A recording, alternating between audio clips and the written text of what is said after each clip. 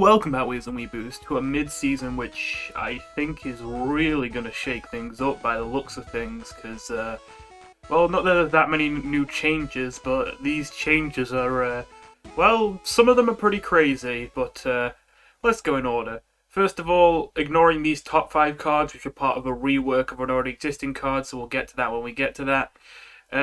We have the only new card of this update, and that would be Stage Lights, which already is a very interesting card. A 6-cost 8/3, which is an epic as well, which means you can duplicate this with Purple Mascot that has Dust summon the highest cost non-determination monster from both hands. Already, that's pretty exciting, because especially because this is a 6-cost Dust, because that means you can also resummon this from Tombstone. You could have a hell of a lot of these. Just a moment, sorry. I usually have a second window open while I'm doing these to show cards in the crafting menu while I'm talking about them, but, well, I finally got Underscript, and that, you know, which most people have been using to get a bunch of, like, stuff that makes it more convenient to use Undercards. I mainly got it so I could store multiple decks for each soul. I could have 5 decks of each soul instead of just one. But, but you might notice that now with Underscript, this top bar scrolls with me. And when I make a smaller window for the crafting, the top bar just covers the entire window now. So, unfortunately, I do have to do them separately. But if I quickly go into crafting, and I just start scrolling to find... Wait, I can do... Yeah, with Underscript, I can just do that. We can see what some of the best hits would be for this. It does say non-DT, so we couldn't summon Angel of Death, but if we could, that'd be insane. And we've already mentioned how Tombstone can resurrect this, which is kind of crazy. But I think the best one to summon would generally be Placeholder Chris, obviously. But other kind of good candidates could be Queen Painting. Yes, I know, I said Queen Painting is probably the worst card in the game, and I definitely think it's very memey. But it is very good if you can guarantee that you can get 2 of them on the board in a situation where you're winning on board. Because from then on out, unless your opponent has a proper board wipe, it's almost impossible to kill them, because both of the 2 Queen Paintings will constantly be full healing every time they transform. And both of them are 6/8, so it's very hard for them to be removed. And of course, because of the Torn from the Spamton Painting, nothing can really charge through your defenses and kill you, just not having to deal with your units. So yeah, with this combo, maybe even Queen Painting's decent. Papyrus is another one. Casual Undyne, I guess. No, actually, that could be a thing. I was about to say, I don't know, is it really that great? But it does mean you're paying 5 less to get Casual Undyne on the board, although it's obviously less conveniently. Which could mean that you get into a situation where you can do an OTK with Casual Undyne more easily. Metaton Neo, obviously a good one. Yeah, most of these are pretty good. So, yeah. Of course, there's also things where, like, you don't want the magic to trigger. Now, that's definitely going to be a less common, like, reason to run that card, but there is, well, arguably Big Bomb is a decent pull with this. Obviously, sometimes the magic is good, but sometimes it's a downside. So if you get a Big Bomb in your hand and you want to get rid of it, but you don't want to have to play it to burn your hand, then you can just summon it directly. But that's less what I was talking about. I was more talking about Mystery Machine here. This is what I was thinking of. This, when it dies, gives you 2 free Gaster Blasters, but the second you play it, it silences itself so you don't get the Gaster Blasters. So obviously you have to summon it without having played it from your hand, and obviously that's one way of doing it. The only other card I can think of is the Warrior, which, don't get me wrong, this isn't a bad thing to summon. It's just, why would you summon the Warrior when you have, you know, stuff like Placeholder Chris? You can summon and Papyrus, like, those are just better. But the Warrior isn't bad. Like, Casual Undyne is just the Warrior with an extra ability and haste, as far as that card is concerned. But either way, you've got a lot of targets, which means you could just run a deck that spams a whole bunch of them with really expensive cards, like just run Tombstone, run Stage Lights, and then just run nothing but huge chunky units, and maybe some spells. That could be interesting. Wait, just a moment. Oh my god, I just realised this is probably what this card is literally made for. This costs 6, right? Hang on a second. Was it? Yeah, Mercenary High. Oh my god. This spell with stage, that's definitely what it was made for, but my god, that's Okay, that sounds spooky. Oh boy. Is that overpowered? It's too early to call it. I'd have to play some games with it, but that seems like it could even be overpowered. I don't know, when I first saw Stage Lights, I got giddy, but I wasn't sure if I'd say it's actually overpowered, just maybe kind of good.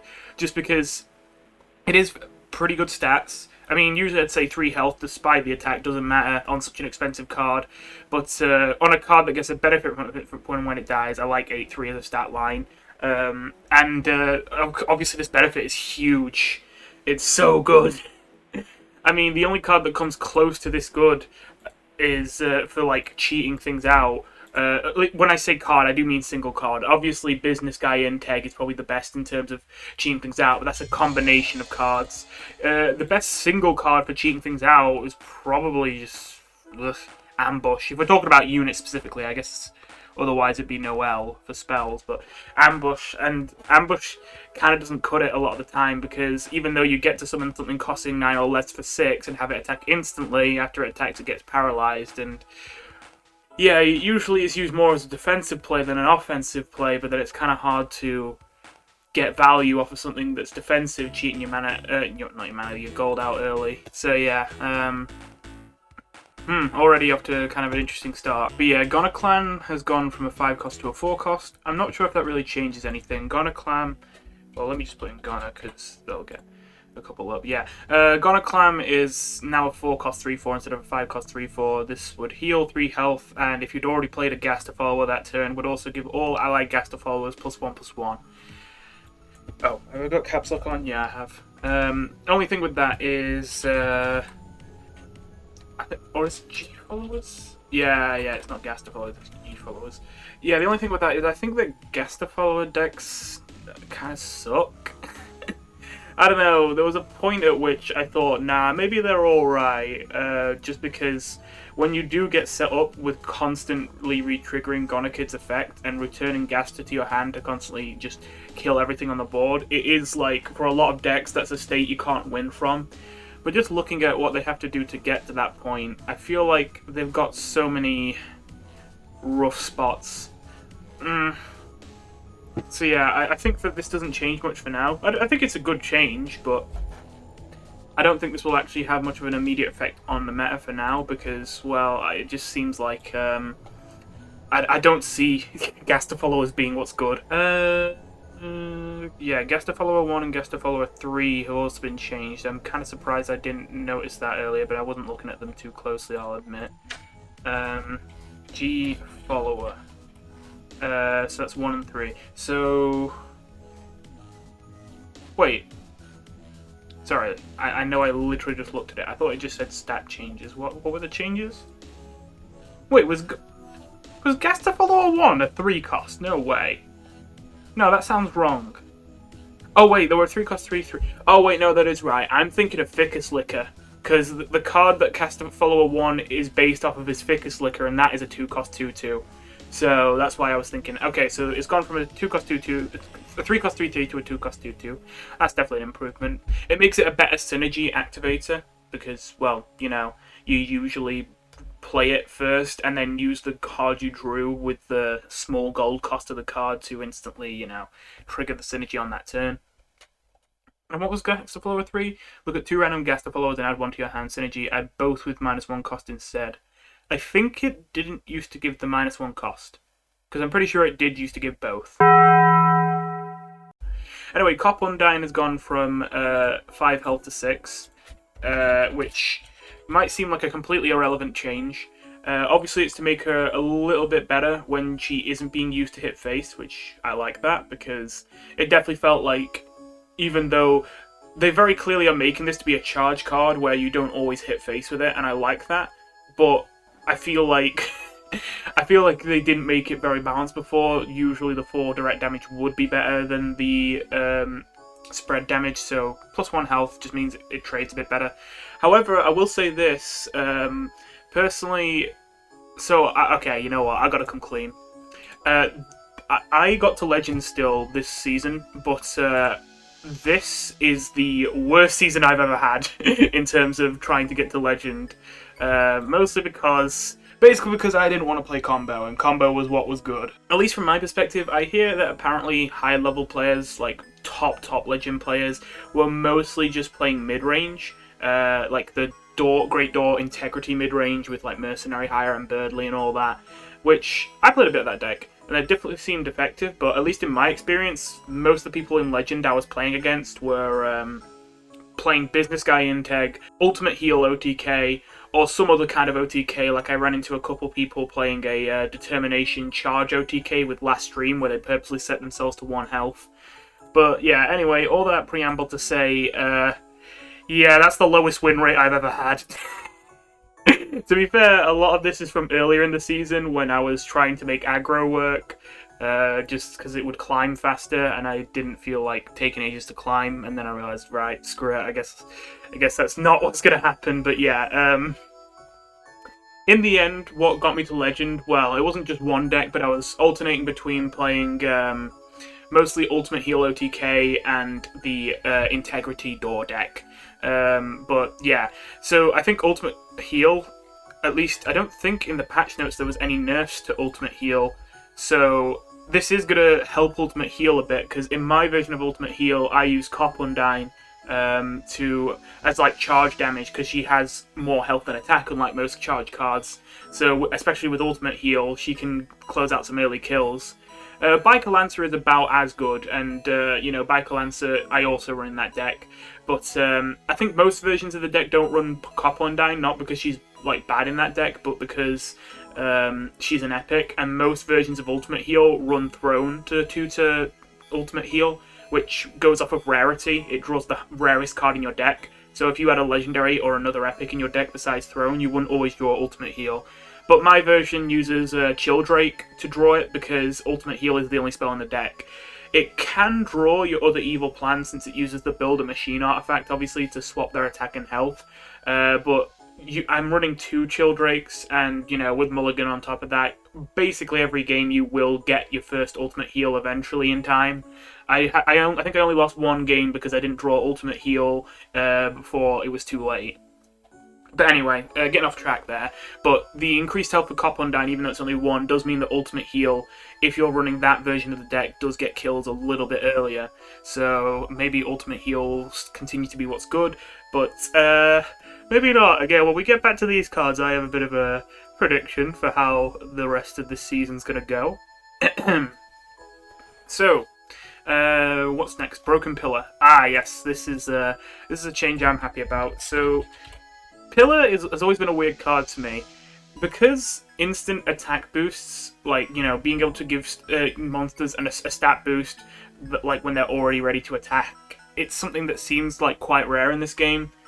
I was always a bit mixed on Pillar, because I felt like it should be a really good card because it's giving something +2/+1, and then it also gives you another card which gives more stat boosts. But it's always just felt like, I have to admit, it is really slow. It's like a 5 cost 2/4. It's not great, even with Taunt. And I thought it was especially bad that the Broken Pillar costed 5, when it's definitely worse than the first Pillar, because it gives more health and attack, and I don't know, sometimes the haste is better, but I feel like if you've already got a board, because that's when you're playing Pillar, and if you've already got a board, you'd rather have the Taunt than the haste. So, yeah, definitely think this cost reduction was deserved. I think you could even make the initial Pillar a 4... Could you? No, yeah, I think I stick by that. I think you could make the original Pillar a 4 cost and the Broken Pillar a 4 cost, and that would be fine. I think that would be okay. Like, I know that adds up to a 4 cost 4/5 with Taunt, and it gives you an extra card afterwards, but you have to remember that that's a 4 cost 4/5 with Taunt, quote unquote, that's conditional because you need to already have stuff developed on the board, and also doesn't really play into any, like, big synergies. Like, there's no deck that needs to run Pillar. There are decks that might like to run it, but there's no deck that doesn't work without Pillar. And that means I feel like it struggles to fit in a lot of decks where you could maybe put it in, but there are just other cards that are more important. So yeah, I think it's fine if you made this cost 4. Anyway, what was the next change? Receptionist 2. I do not remember the Receptionists by number. Only Receptionist 3. Okay, so Receptionist... Oh! Okay, so this used to be a 2/5, and now... Was it a 2/5? I think that's what I said. Yeah, 2/5. For some reason that sounds wrong to me, but I suppose it was a 2/5. Oh, I know why it sounds wrong, because I don't run this card in my decks that often, and I usually get it off of Draft, or, not Draft, the other one, Recruitment. And when you get it off Recruitment, it has +1 health, so I was thinking it should be a 2/6. Yeah, anyway, yeah, this card, definitely an improvement here, because obviously 2 attack is not a lot for a 4-drop. That didn't mean it was bad, because when you got it down at the right time, it was a 2/9 with Taunt, which was really annoying for your opponent if they didn't have an easy solution to it. But yeah, I like it being a 3/4 now. It just means that it's going to get more done. Even if it's lost 1 stat to gain 1 stat, in this case attack is far more valuable with that ability. Yep, good change. Then there's a really nice buff to Memorial Statue. Oh boy. Memorial Statue. I love this. So already, this is a card that I find super interesting. And I always like to mess around with it, but there's not many decks that like I don't end up eventually cutting it from. I think the only deck I actually run this card in is I run like 2 copies of it in Ultimate Heal. Yeah, whenever this attacks a monster, silence it. On a 3-cost 2/5, this is really, really nice. But the only problem with it is that it's just slow. And although you do silence monsters when you attack into them, you don't silence them when they attack into you. And so I feel like every time I play this card, it's just... Sometimes it pays off really good, but a lot of the time you'll just have an annoying moment where you draw it at the worst possible time. And it's like, if I drew you like 2 turns earlier, this would be amazing, but I've drawn you now when I needed an instant solution to something on the board right now, and I'm about to die, and this is what I get, and it won't do anything until the next turn, and they'll just kill it before it gets to attack. So, yeah. The change now that if you have less monsters than your opponent, that this gains haste so it can attack instantly, is actually pretty big. I almost wonder how big this is. Nah, okay, I won't take it this far. I was about to say, I could see this replacing Scarf Mouse as like the premium silence in the game that everyone should be running or whatever. I think that's not the case for every deck, but I think that's actually going to be the case for a lot of decks. But decks that care about the board more probably would rather run Memorial Statue now than Scarf Mouse. And I think that decks that are more combo-y or stall-y probably still run Scarf Mouse. But other than that, yeah, I think Memorial Statue is going to overlap Scarf Mouse in a lot of decks now. This seems really good, this change. I suppose I do have to keep in mind there is one downside here, which is that obviously the fact that Memorial Statue has to attack into its target means that it's not really... For a moment I was thinking of it like a just Scarf Mouse with +3 health and better when you play it proactively, like not on a target. But the only downside is that it doesn't work if you have more monsters than your opponent, in which case you're already winning. However, I have to remember that when you attack into something with this to silence it, it still does damage back. So if that thing has a lot of attack, you might just get the silence instantly, but the Memorial Statue dies still. And yeah, in that case it does kind of suck. Although even in that case, I have to say that after you silence a unit, and it does silence it before the Memorial Statue hits it, you're going to remove all its buffs, and there aren't that many cards whose attack is high enough that after you attack into a Memorial Statue, the Memorial Statue will be dead. I think most cards will not be able to kill Memorial Statue after the silence when it attacks into them. So yeah, as I say, most of the time it's going to be Scarf Mouse tier kind of, responsiveness when played like reactively. Again, with the added benefit that unlike Scarf Mouse, it is a super good card to play early, proactively. And last buff, we got a buff to Flower Can, which is interesting. Let's have a look. Flower Can. Now, this is a pretty good change in my opinion. Although I don't know if it changes much, I feel like this card is still one of the weaker cards in the plant package, but the plant package is definitely changed in this update, so we'll see. Either way, it's a 3-cost 2/3, and when it dies, it adds 2 green flowers to your hand, which is 0-cost 1/1s. Now that's what it used to do, and now those 0-cost 1/1s also have haste, and as well as that, so that you can kill this off more easily to get the green flowers more easily if you need them for some reason. This now has synergy gain haste, so if you've already played a plant that turn before you play the Flower Can, you can have it attack instantly, which will often let you kill it off on purpose. And that might sound stupid, but hear me out for a moment. I do understand that when you give this haste, you're usually not going to get something good to attack this into, considering it's a 3 cost 2/3. You know, there's not that many things you could be able to deal 2 damage to without the flower can dying. But since the 0 cost 1/1s also have haste, worst case scenario, when you activate the synergy of this, it's literally punishment. You get 2 damage from this, and then another 2 damage from the 2 0 cost 1/1s with haste, and since they cost 0, you're not paying any extra gold. So, I'm almost talking myself into saying this card might be good, but, At the end of this video, I'm going to try and build what I imagine a plant deck will look like in this, like, new meta. So, just quickly. So, I'll see if this ends up being in the deck then. Because we do have to remember that Greenflower's kind of side of plant synergy is better than it used to be since the Gardener Asgore buff, which I think that was last patch even, so yeah. Flower Jar. Oh, I didn't know this was next. I would have just instantly looked at it otherwise. Okay, I'm just going to memorize the next 3. Flower Jar, Dart, Ponman, and Ragel. And actually, I might be able to remember all of them. Burger Bush and Ambyulance. Okay, so Flower Jar first. Again. Flower Jar has changed. It is now a 2 cost 2/2 instead of a 2 cost 3/2. And what it used to do is when it died, it would add a red flower to your hand, which is a 3 cost 3/3 with transparency. Now, I'm not certain, but I think I know why this is changing. Essentially, you know how you can have charge spam decks? Well, it's rarer, but you can also have transparency spam decks. Since you can't target the transparent unit until it's already able to attack, it's effectively like a slower version of charge in a way. And so you can make decks that have so many transparent units that you can just kill your opponent with non-stop face damage, and they can't respond to the transparent units until they've already hit them. And that means they just die.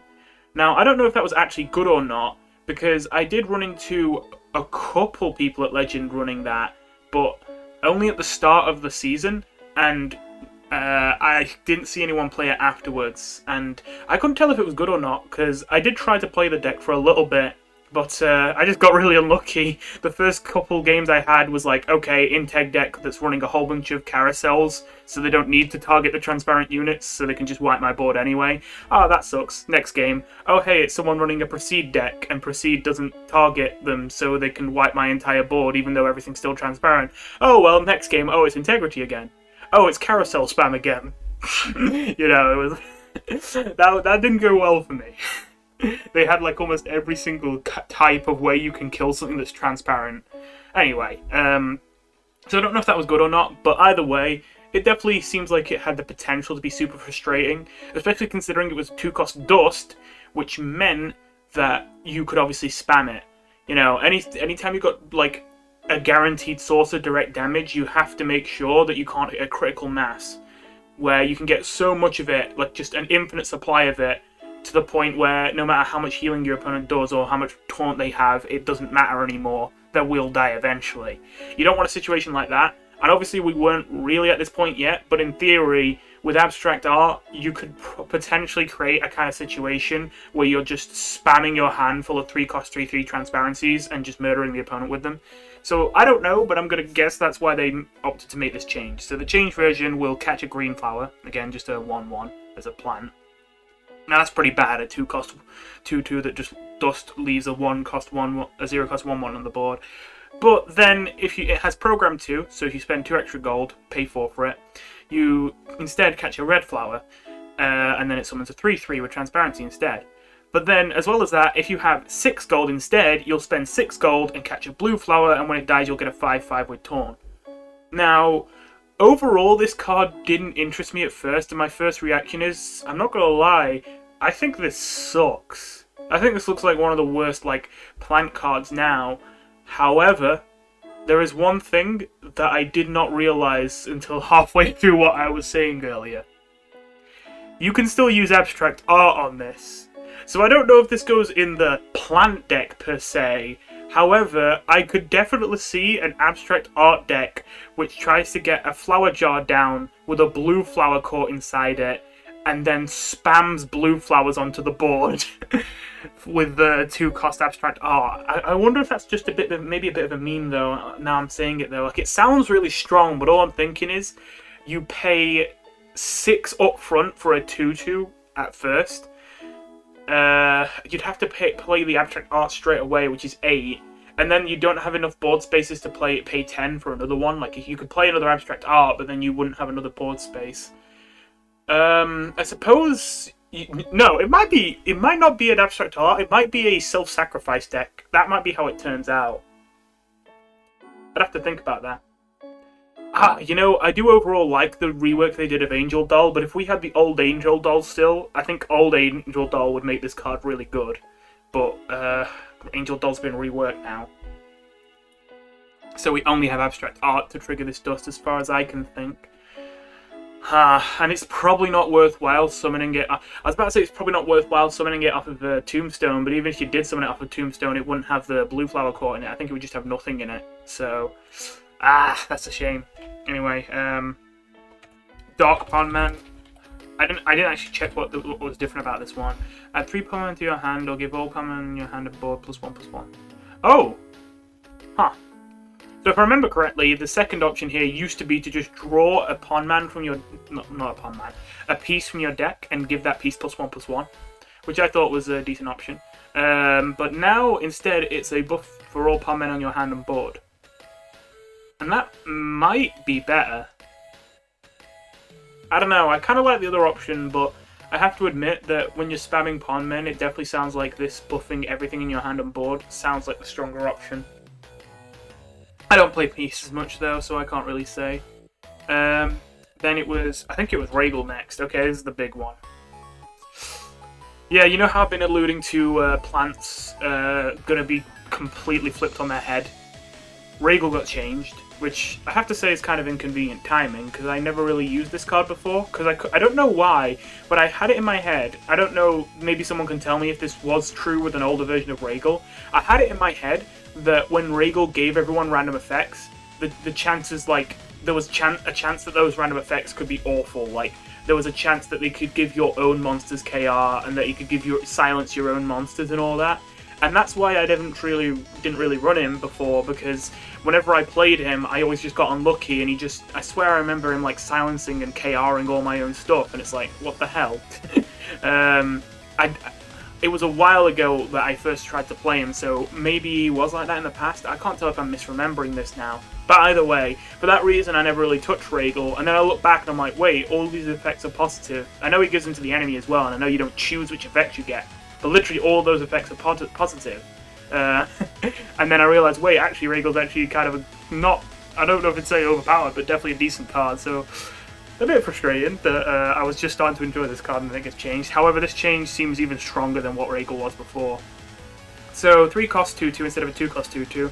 Synergy, so you have to play a plant first, but once you play a plant that turn, if you play this afterwards, it adds Mushroom Dance to your hand, and you have to play it that turn, otherwise it'll be burned at the end of the turn. So it's a 0 cost spell that lets you choose a dance to cast. Now you're going to see why this is busted. Here are the dances, and I'm going to do this in order of probably the worst to the best in my opinion. Mocking Dance seems like the worst, but even then, obviously, there's going to be times where it's warrants picking. It just gets all your plants torn. I think the only time you're ever going to select this one is if you match up into some kind of charge spam deck or other kind of burn deck, and, you know, you're going to die if you don't give your things torn, but you're never going to lose on board because the opponent's board is garbage because they're running a charge spam deck, so you don't need stat boost, you just need torn. In that case, obviously, this is good. In any other case, I feel like this is probably not going to be a good option. I mean, I was trying to think of a stretch solidity for a second, but nah, that sounds stupid. Yeah. Then you can have the option to give all ally plants plus 2 HP with Fluid Dance, and that, yeah, it's decent. Already that on its own, like, you pay 3 and you get a 2/4, because this would affect Ragel of 2 as well. That gives your other plants plus 2 health. I mean, don't get me wrong, it doesn't sound that impressive, but it doesn't sound bad either. You know, that might fit into a plant deck. Then you get the option to give all allied plants haste, and that definitely raises a bit of an eyebrow, because it's like, oh boy, that really helps, because, like, if you ever fall behind on board, you know, a plant has a lot of tools, especially if you run it in kindness, to have stuff that can, like, survive multiple hits.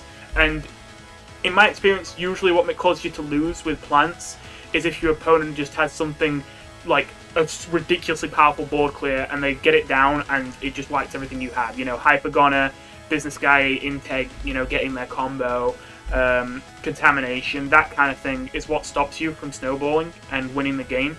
So this gives you a chance to get back on board if you have one of those moments, especially because personally I don't run many copies of them, but I usually sneak at least one cactus into my plant decks, and obviously this is really good with cactus. This is a really good thing to get off of it.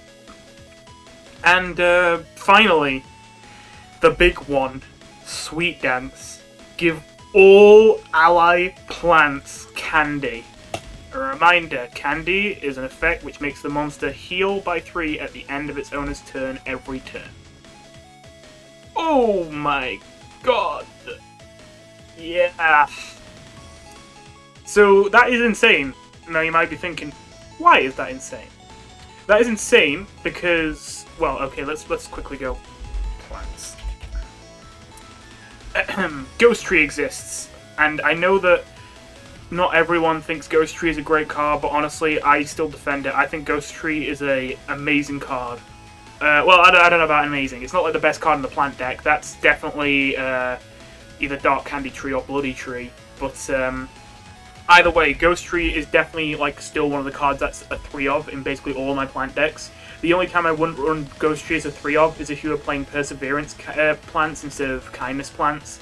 But yeah, even then I think I'd still run at least 2 copies of it. Just because you wait a couple turns, and then when you hit the board, whether it's when you have 9 gold on turn 2, or when you have like, it's 11, isn't it? Yeah, 11 gold on turn like 4 as player 1. You know, you just hit the board with so many plants at once, and this has so much health with transparency, it never dies. You know, you get a veteran or some other kind of thing that rewards you for trading into things, and you can just get such a dominant presence on the board. And the only thing that can stop you is all the damage you're taking from the trading actually adding up and costing you. And then you just give everything candy and it full heals. That just seems insane to me. Literally, okay, this card, at first when I saw it, I thought this is like actually maybe even game-breakingly broken. I'm not sure if it's that good, only for one reason. It's synergy, and it costs 3, and it's got bad stats on its own. Those are the only things that concern me about Ragel, is that you are going to have to play Ragel the same turn as another plant, and then you can't hold Mushroom Dance until a later turn, you have to play it right there, right then. So that could lead to situations where you have to play Ragel or like your other plants at inconvenient times to be able to get the effect, and have to wait multiple turns to set it up. So that's the only reason why it might flop, but I don't know, to me this seems crazy. This seems so strong, but I'm not complaining because it looks fun. Wow, the only problem is, with that synergy on a 3 cost that doesn't have great stats, we're probably going to need a bit more gold, aren't we? Oh hey, they changed Burger Bush. Yeah, I don't know if this is just me, but is this just broken? A 4-cost 3/2 with transparency that gives you 1 gold for every plan. I have to admit, it's turn start, not turn end. They give the opponent a chance to kill it. You don't get the gold instantly, fair enough, but my god, that seems insane. I suppose I do have to keep in mind that... Well, no, I was about to say I suppose I have to keep in mind that this card does have to, is limited at 4 gold per turn. It can't get any more than that, but that's not a sign that it's bad. Definitely not. And as well as that, even, like, okay, this is almost always going to survive at least 1 turn. And if it survives at least 1 turn, you literally only need to play this with 1 other plant for it to make up for itself, because then it's essentially a 2-cost 3/2 transparency that your opponent can't leave alive for longer than 1 turn. And that's already, like, paying for itself. So, consider... I mean, it doesn't say other ally plants, so I have to imagine this counts itself. And if this counts itself, yeah, you literally only need to play this with 1 other plant for it to be decent. And if you play it with 2 or 3 other plants at once, then my god, this card is amazing. My god. And you can get it off a spider flower! Oh my god. Yeah, okay, I'm excited for trying to play plants with this. This is gonna be interesting. Man, it's just gonna get to the point now though where already I feel like with plants it was hard to pick which cards you wanted to actually run. Especially because personally I'm an advocate for Domination Stump. I know most people don't like this card. I think it's actually a kind of a decent card. I don't run it as a 3 of, but it's a 2 of in most of my plant decks. I might have finally hit the point where I might need to cut Donation Stomp, because as much as I like to stick up for this little card, there are just so many good plant cards now. Oh boy. Oh, I'm excited for plants. Okay, so I said I could remember the rest of them, and I don't remember the rest of them, but I think that was most of them. What are the other ones I forgot? Ambyulance, of course. Was it just that? Just Ambulance and Will to Fight. Those are the last two changes. Okay. Ambulance. Ambulance, this is an interesting change. It used to be a 3-cost 2/3. By the way, I always keep mentioning what it used to be because I know that most of you probably already know, but I just, in case anyone comes back to these videos like a few months later and they were like, what was Undercards like back then? Obviously, I think it's nice to mention what it was like before so that people who are watching this video at a different time don't get lost. But yeah, anyway, this used to be a 3-cost 2/3 with Dodge 1, and it was a really weird card. Whenever you dealt damage to yourself, it would use up its dodge to heal, I think it was 3 health to all allies? I think it was 3. I don't know, it basically just healed your whole board and you directly for damaging yourself. And I think it used to take its dodge, and then I think, if I remember right, I basically never played this card, but I think at one point they made it so it didn't take the dodge, but it still had the dodge, like it just healed you whenever you dealt damage to yourself without losing its dodge. But it still was a bit of a weird card. And now it's completely different, and I gotta say, so far I like the look of this version better. It's a 6-cost 5/6, which if your health is half or lower at 15, then it will gain +1 attack and haste, becoming a 6-cost 6/6 haste. Already that's quite interesting. I'm curious if a 6-cost 6/6 haste is like particularly good or not. It probably is. It probably is. No, wait, it will be because Animals was good, wasn't it? I was just thinking, yeah, I was thinking that a 6-cost 6/6 haste, oh, well, you know, they're really that good, but nah, I have to admit, Animals did good, and that was a 6-cost 5/6 haste most of the time. Obviously, it had the second option, but yeah, anyway. But what really interests me here is if you have less than 10 HP, gain Candy and Taunt.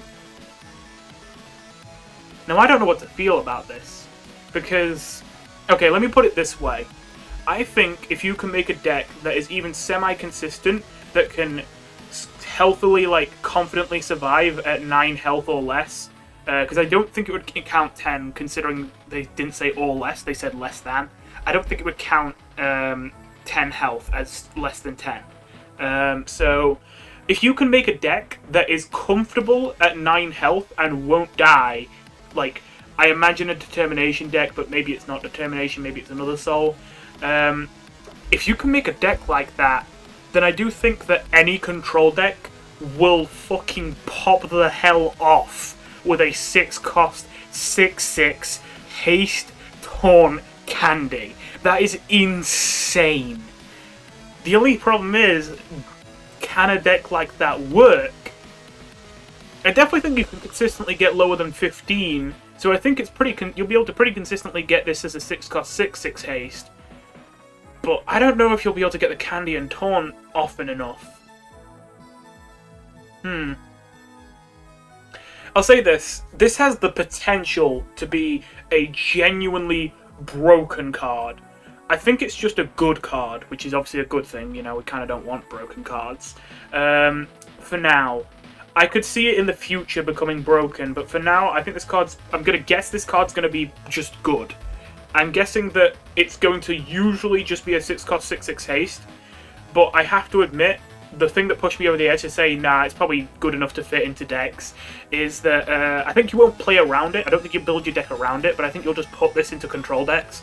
Because, to be fair, the main time you'll want the taunt is when your health is less than 10 anyway. So, yeah. Alright then, which just leaves Will to Fight. Which, yeah, I like this change. I'm not gonna lie, I was undecided for a bit, but over time I started to realize I really don't like the design of Will to Fight. It used to be a 3-cost Determination spell that added the next Lost Soul to the top of your deck with +2/+2 and haste. And it cost 3, so it was really weird. You essentially were paying 6 for a 5/5 haste with a dust effect that was like okay, you know. Which I didn't really like that. Like, I understand why it was so overpriced, because you could get it down so early and sometimes it was such a big effect. Like, even if it was 6 cost in total, it, you know, sometimes it had a really big splash, but it felt really bad to run that card. And it just didn't feel very fun to use. It never was an answer to a problem. It was, I have literally nothing better to do, so I'm just going to cast it anyway, you know? It did get a little better when they decided to buff it a bit by making it so if you're at half or less health, it pays you back. Like, you pay 3 to play the spell, but then it gives you 3 gold back, so, you know, you essentially pay 0 for it. But even then, it's like, eh. Especially because it's taking away your draw from your deck, and depending on how high synergy your deck is, you could literally run into situations where you would actually rather just have a random card from your deck than a 5/5 Lost Soul for 3 with haste. You would literally rather have the random card from your deck sometimes. So I am all in favour of completely redesigning it. I think this redesign is a little bit vanilla, however I do think it fits, and I could see it being significant enough. I'm glad that it costs 2, I have to say, because I do agree that this should be like a shock activator. And obviously it needs to cost 2 or more to activate shock abilities. But yes, it triggers the dust effect of the next Lost Soul, and as a delay, it will do it again. So, I have to say, I have never seen a deck that like gets lots of value off of Lost Souls. I've seen a couple decks that aren't Lost Souls synergy, but just so happen to run Alphys in them because they're control decks that want more value in the late game, and then they get a bunch of Lost Souls off of the Royal Determination, but not really quote-unquote Lost Soul decks. I don't even know if that's even really a real archetype. They keep adding cards that have Lost Soul synergy, but I don't know if that's actually like a real functional archetype. But I'm not opposed to it being one. I don't know if this is going to be used in a Lost Souls archetype, but there is one thing I could see this being used for, which is, well, 2 things really. I think that a lot of the Lost Souls effects kind of suck. However, I will say this, there are 2 that I think stick out a lot. I think Lost Alphys' effect is really good, and I think that Lost Sands' effect is obviously probably the best one, like, giving you an entire Gaster Blaster. I mean, I don't know, the only one that situationally sometimes Asgore can be better, but that's only in the right situation, and obviously that's not that common. So I could see Will to Fight.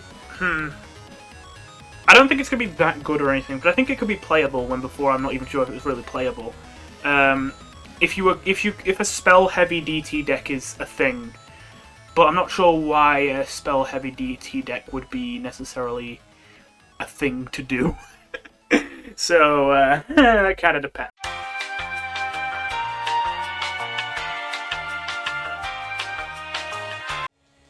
Well, of what is here, I do think I like most of this patch, but I gotta say there is one thing that's really disappointing about it, which is what isn't here. And that would be, well, no rework or nerf of Business Dude. Which, to be fair, I have heard that apparently that's because it's going to be next patch. But yeah, I think it's definitely time that the Business Dude Integ decks were reined in. I mean, I know they're counterable, I know if you just have a board clear, you know you can win, but I don't think it's healthy for the game for one of the most popular decks in the game, and honestly, one of the best. I know there's better decks you can make out there, but at the end of the day, just know, I don't know if they're still high on the leaderboard yet, now. No, okay. Dragon over here, as you can see, is a high legend player, and they were second place earlier this season, playing nothing but at least nothing from what I heard. Everyone in chat was saying that he was playing the same deck, and whenever I went against him, he was always playing Business Dude Integ. And if he's that high legend, then I think that Business Dude Integ is probably a good deck. I know it's counterable, but like I'm just saying. Yeah, so I think it's about time it got reined in. Just because it's a very unfun deck. It just instantly wins against any deck that cares about the board, and instantly loses against any deck that either doesn't care about the board or has enough board clears and is able to draw those board clears that they just, anytime they develop a board, they lose it all. So yeah, I'm looking forward to when this is finally dealt with next patch, but for now, we've got to stick with this for one more half of a month. Well, anyway, those are all the changes. Time to do what I said I would do and see if wait, do I need to keep this? Oh right, yeah, this was just me like thinking how would I make like a budgety deck this season. Yeah, that's what I threw together. I didn't actually play any games with it. I just kind of was thinking, I was bored and I was like on my phone and I just thought I'd do this while I was waiting for something. So anyway, I can delete that. Plants. Wait, I don't need to delete it yet. Okay, so I'm gotta have at least one cactus. And synergy is becoming more important, so maybe even 3 Ficus Lick. No, go 2 for now. We'll see. We'll see about that. Ghost Tree is definitely a 3 of. Oh, yeah, I've got shinies of those. Ragel, of course, is a 2 of. Wait, Ragel's an epic. How did I not think of this until now? I'm now having to consider if I want to run the rest of this deck with no epics and duplicate Ragel with Purple Mascot. I don't think I do, but it's interesting to think. Okay, so Bloody Tree, Burger Bush, definitely. Donation Stump might actually be a cut now. Spider Flower, let's go 3 of those. Oh wait, but I really want to run Vine, so I don't think I can do just epics, just Ragel as the only epic. Dark Candy Tree, of course, 3 of. Flower Fingers. Is this actually getting cut? I usually like this card, but it's just... Where does it fit in this? You see, it gets so tight now. Like, I'm already out of slots there. I'm already out of slots. So, I guess we wouldn't run Omega Flowey anymore, because it's too tight now. Yeah. Ooh.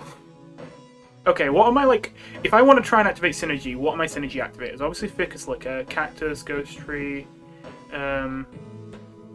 Yeah, that's kind of my pool of choices.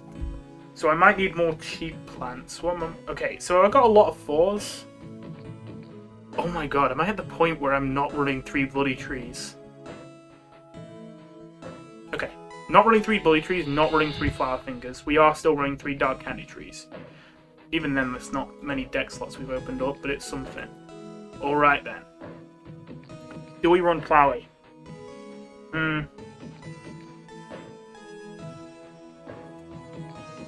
Okay, I need to have a look at the kind of spells, because this is obviously a no-spell deck. It usually ends up being a no-spell deck, so I usually like to run Bookshelf.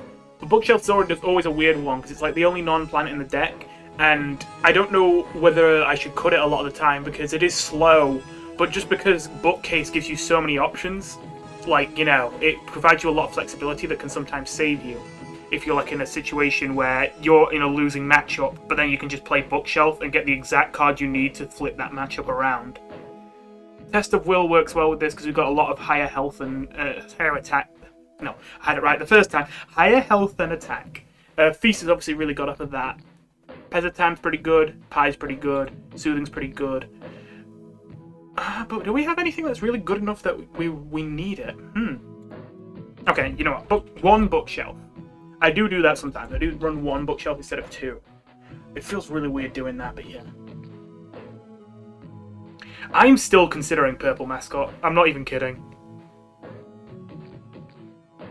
Well, either way, I was considering whether Garden or Asgore would be going in this deck, but there's no green flowers in this deck yet, and I would have to start cutting some really good cards to get them in, so... Yeah, okay, right. Well, actually, maybe the Bloody Tree's going back in, because the only other thing I would add here is to increase the consistency of getting Ragel or Bookshelf, I would be adding Purple Mascot, but Vine messes with that a bit. I would still run it if it weren't for the fact that I could only run 1, and it feels like I need to be at least running 2 for it to really have be like worth putting in the deck. Is Spider Flower hitting anything like... Well, yeah, no, it's going to be hitting Bloody Tree. It's going to be hitting... Oh, yeah, and Vine. Nah, okay. We've got way too many good Spider Flower targets to not do that. You know, it's kind of interesting. Now I'm looking at this deck. Now I'm actually seeing what it looks like. I feel like if anything gets cut first, like if you need to add more cards to this, it might be Flower Fingers. Which feels weird to be saying, because I feel like Flower Fingers is usually one of the more impressive cards in the flat plant deck, but I feel like here it's just less necessary. The only other card I could see cutting is Ficus Licker. Or again, Bookshelf if you don't want to take it in that direction. If you're like going all in on the tempo and just don't want to have any kind of option to help you if you get a bad matchup, because you're just going to win your good matchups and lose your bad matchups and accept that, then yeah, I suppose that's another thing you control. So I guess those are the 3 cards to look at: Bookshelf, Flower Fingers, and Thickest Liquor. And I guess if you don't like cats, you can put Cactus. But I think Ghost Tree goes in every time, Ragel goes in every time, Bloody Tree goes in every time, Burger Bush probably goes in every time. I need to obviously have a game with this card to figure out how good it is, but it looks pretty damn good. Spider Flower's always got to go in, especially now Burger Bush is so good. Like, you've got way too many good targets with this. Vine, if you're running Spider Flower, Vine's got to go in. Dark Candy Tree is probably one of the best cards in the game in terms of one job, and that is like the job of, I want to make the board I already have stronger. I can't think of a card in the game that does better in terms of, I already have the board, now let me push that advantage as hard as I can. I can't think of a card that does it better than Dark Candy Tree. So you definitely 3 of these. Yeah. And what artifacts? That's actually an interesting question. Because, you know what? I didn't think about this. I was going to say you have to run Veteran. Because as much as Veteran is usually a meme, with plants it's really good because plants just don't die. And they're especially not going to die now that you're giving them candy. But Criticals is also an option. Huh. That's interesting. That's a tough one. I think Veteran and Criticals will probably both be, like, very valid picks, but I think... I was going to say, I think you want Veteran, but then I don't know what you run as your second artifact, unless you just run, like, Poke or just Power or something. I think it's... yeah, all I can say is I think you either run Criticals, or you run Veteran Poke, or Veteran Power. Those are 3, like, possibilities. I don't think you run any combination of anything else. Unless you run Seed... No, you don't run Seedlings. If you're dropping to that low health as a plant deck, you're already losing the game anyway, and a 5/5 isn't going to change that. Yeah, I don't think any other of these is ones that you need. Unless you need Draw, but I don't think this deck needs Draw, especially now we've got Thickest Liquors in it. I think you win before you need more Draw. So, yeah. I'd probably go Veteran. I'm going to try Veteran Poke when I play this. I don't know how much the 5 less health is going to matter. With a lot of decks that care about the board, it matters, but when plants win the board, they win it so hard that often a small health difference doesn't matter with them, whereas with other decks, a small health difference is a big difference. So I'm not sure if Poke will matter. If Poke doesn't matter, then obviously I'll go Power instead.